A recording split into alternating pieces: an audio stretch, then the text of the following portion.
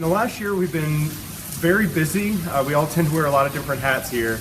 But our biggest achievements, I think, have definitely been in preparation for producing spirit. So a lot of stuff that's going on is kind of infrastructural. You know, we've been doing a lot of plumbing, natural gas lines, setting all the water lines, working with a wonderful company out of Louisville, Vendome, for all of our still production equipment. I think they've been out here just as much as we have, getting all that stuff prepared to hopefully be producing spirit a lot sooner than anything else.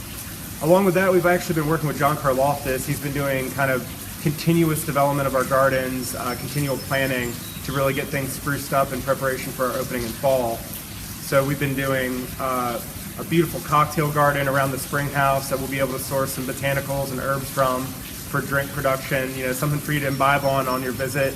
We've actually been doing a botanical trail as well. It's a quarter-mile track that actually goes around the old historic superintendent's cabin on property. The great part about that is we're going to be using a lot of the botanicals that you see in that garden directly for our gin process.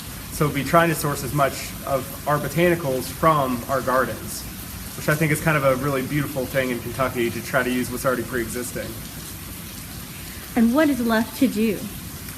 A little bit of everything is kind of the long and short of that one. The great part about our scale is, you know, working with 113 acres and over 20 buildings, I don't think we'll ever really truly run out of things to renovate. But from a production standpoint, that will probably be most likely completed in under a month. And then we're hoping to go live for starting initially doing some larger scale R&D stuff and producing spirit at that juncture.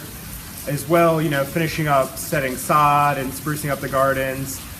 If you notice, if you look around property currently, we're missing a lot of roofs. We're actually working with a company hand replacing all the terracotta on the roofs as well. All that stuff has to be hand forged, hand produced, which is definitely not something that I had any background in. It's absolutely an art form through and through. Really getting the retail space finally flushed out so guests are able to come visit, you know, purchase, and have an opportunity to experience our tasting room as well.